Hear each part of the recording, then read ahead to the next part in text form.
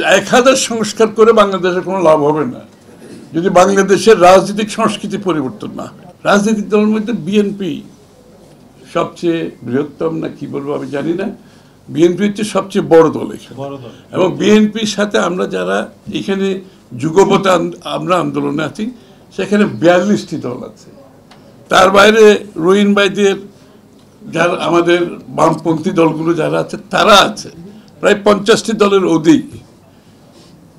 অর্থাৎ মাইটি মানে ইভেন আর যারা তার বাইরেও যারা আছে তারাও কিন্তু গণতন্ত্রের কথা বলছে। তো সুতরাং তারা কোথায়, তাদের অবস্থানটা কোথায়, এটা একটু বিবেচনার দরকার আছে। তৃতীয় হচ্ছে বাংলাদেশের সামরিক বাহিনী, তাদের অবস্থানটা কোথায়।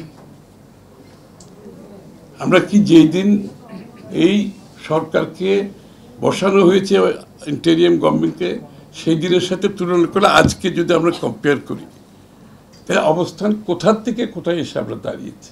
কেন সংস্কার করে ওরা গলা শুকিয়ে ফেলতেছে, কিন্তু সকলে সংস্কার প্রস্তাব জমা দিয়ে দিয়েছে অলরেডি। বিশেষ করে আমার মনে দেশের মানুষের মধ্যে যে আকাঙ্ক্ষা এখন, যার জন্য গত 15-16 বছর ধরে মানুষ আন্দোলন ত্যাগ স্বীকার করেছে, আকাঙ্ক্ষাটা ছিল কিন্তু গণতন্ত্রের জন্য এবং বাংলাদেশে গণতন্ত্র পুনঃপ্রতিষ্ঠা করার জন্য।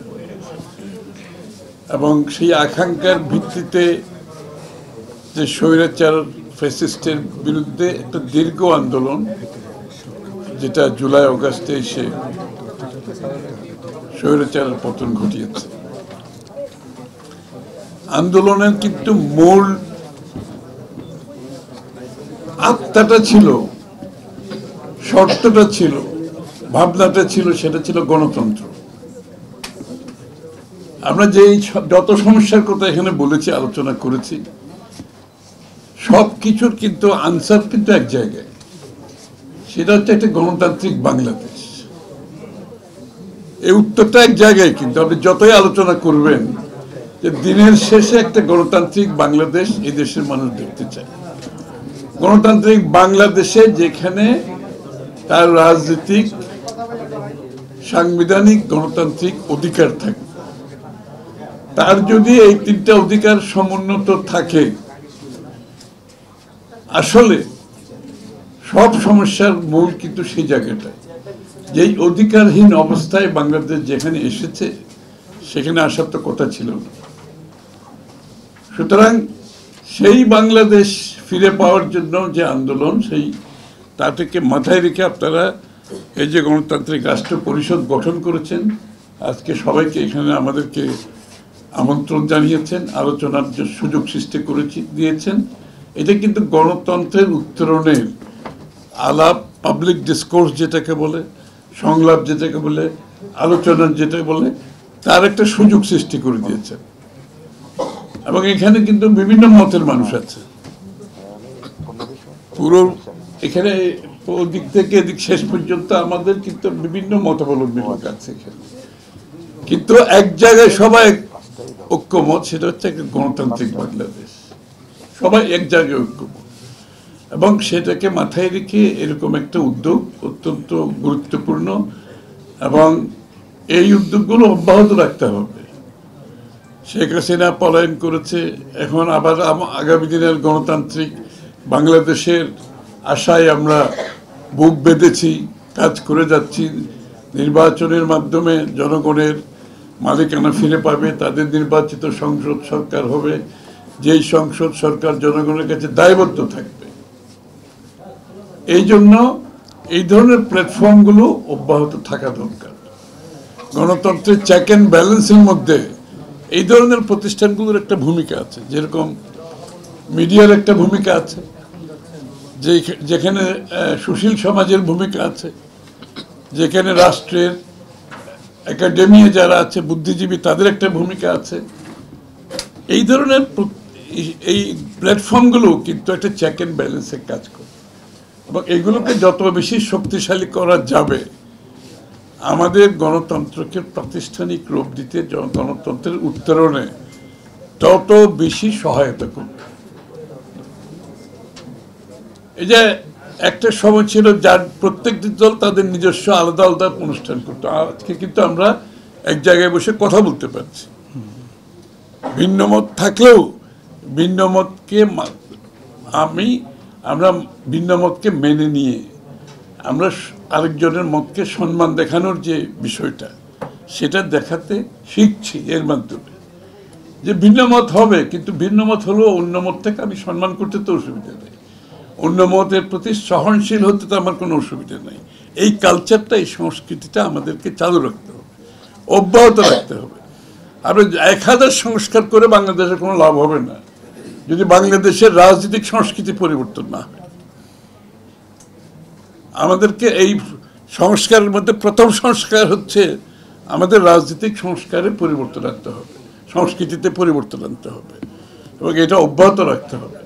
তো আজকের যে প্রেক্ষাপটে সাইফুল ভাই যত সুন্দরভাবে বিস্তারিতভাবে সব কিছু তুলে ধরেছেন, আসলে পরে বেশি কিছু আমার বলার নাই, কিন্তু আমি শুধু 2-3টা কথা বলে শেষ করছি। প্রথমত,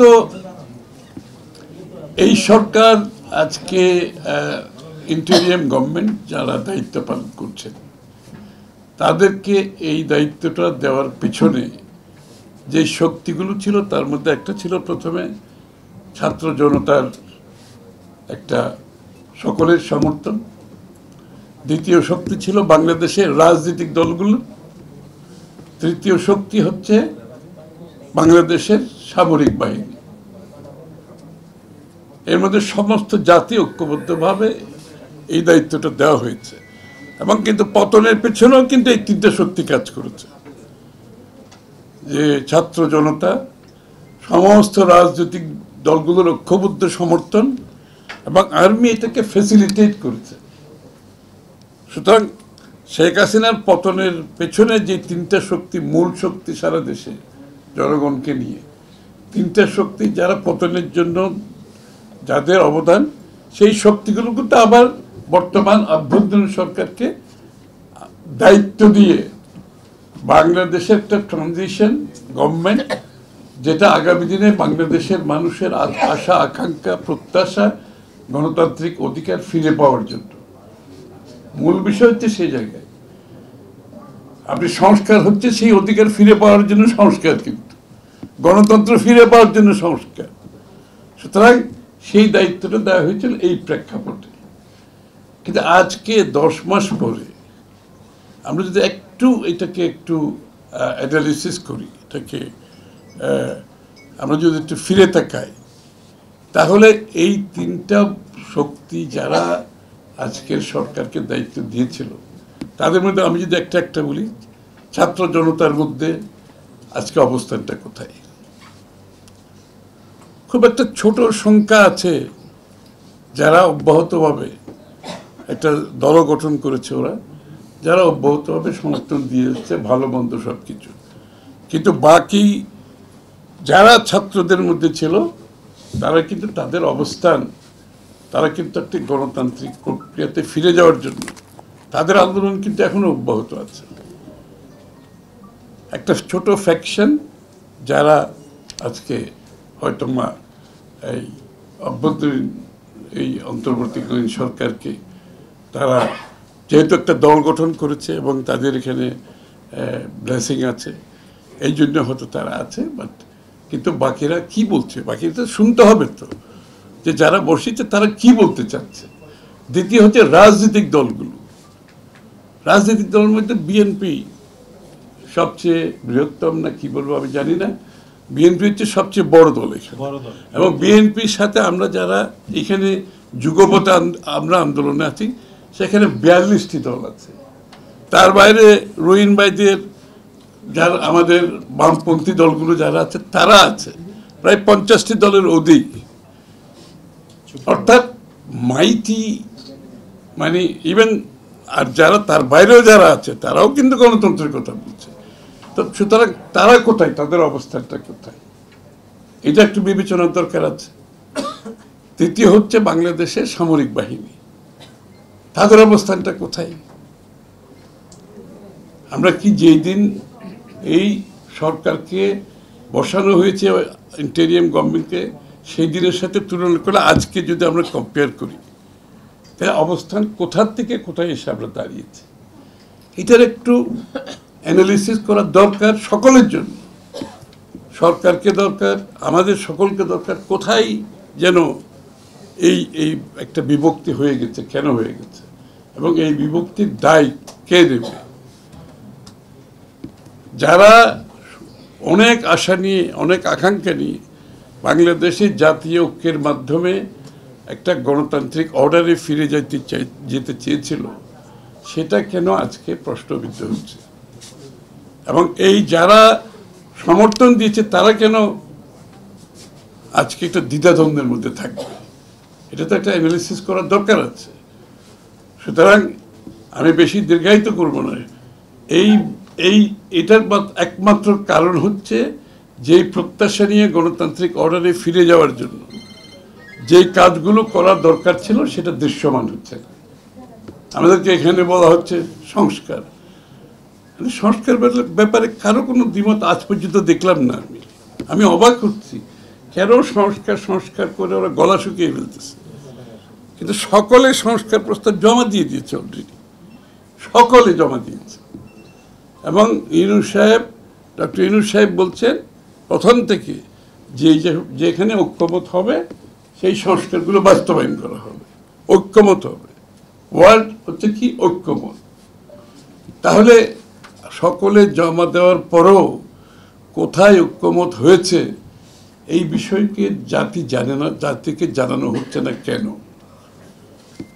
কেন জানানো হচ্ছে? এটা রহস্যের ব্যাপার না। এই প্রশ্নটা আমি ওই দিনও করেছি, আমরা যখন দেখা করেছি। আলী রিয়াজ সাহেব ওখানে ছিল। কেন জানানো হচ্ছে না? সমস্যাটা কোথায়? তাইলে এখানে সন্দেহের উদ্রেক হচ্ছে না?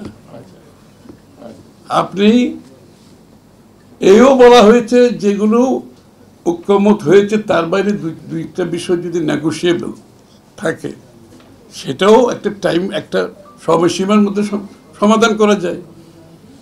আর যদি নেগোশিয়েবল যেগুলো ঐক্যমতে না আসে তাহলে যতটুকু ঐক্যমত হয়েছে সেটাই তো সমাধান হওয়ার দরকার। ডক্টর ইউনূস সাহেব বলেছেন বেশি হলে জুন, কম হলে ডিসেম্বর। আমার প্রশ্ন, এখানে বেশি কমের প্রশ্নটা কোত্থেকে আসলো? উনি তো নিজেই বলেছেন ঐক্যমত যেগুলো হবে সেগুলোর ভিত্তিতে সংস্কার হবে। আবার বেশি আর কমের ইস্যুটা কোত্থেকে আসলো? তাহলে কোনটা বেশি কোনটা কম এটা কে নির্ধারণ করবে? আমি যদি মনে করি, কেউ যদি বলতে পারে যে আমরা কমের মধ্যে সমাধান চাই, আর কেউ যদি বেশি চায়, বলে আমরা বেশি চাই, তাও ভালো। তাইলে বেশি তো সমাধান আছে, কমের মধ্যেও সমাধান আছে।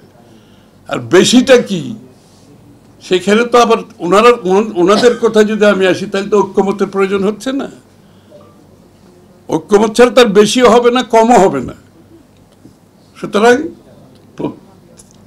মূল বটম লাইন বিষয় হচ্ছে এখানে ঐক্যমতের পরিপ্রেক্ষিতে এখানে সংস্কার, যেখানে যে বিষয়গুলোকে জাতিকে বললেই সেটা প্রত্যেকটি দল কিন্তু প্রস্তুত আছে ঐক্যমতটা কোথায় জানার জন্য, এবং সনদের যে কথা বলছে সেই সনদটা সই করে নির্বাচনের দিকে এগিয়ে যাওয়ার জন্য। এখানে গোজামিলের কোনো কথার কোনো সুযোগ নাই। তাহলে যে কথার মারপ্যাচের মাধ্যমে, এই যে বিভিন্ন ধরনের মন্তব্যের মাধ্যমে যে এটাকে একটা মানে অনিশ্চয়তার দিকে ঠেলে দেওয়ার একটা ইঙ্গিত তো পাওয়া যাচ্ছে এখানে, তাই না?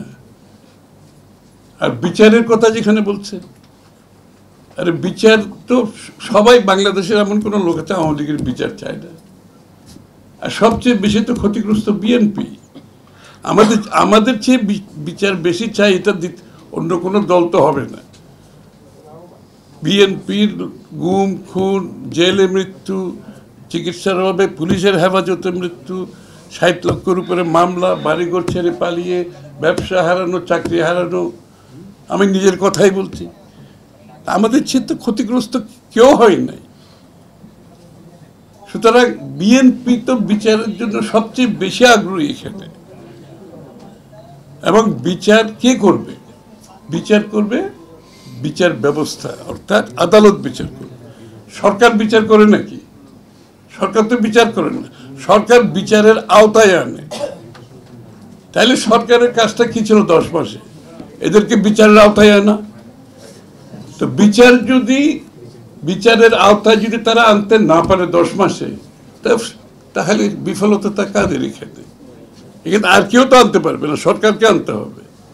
10 মাস পরে যদি এখনো যদি বলা হয় বিচার শেষ না হবে, বিচার তো সরকার করে না। হ্যাঁ, সরকার করতো, শেখ হাসিনা বিচার করতো, বিচার বিভাগ বিচার করতো না।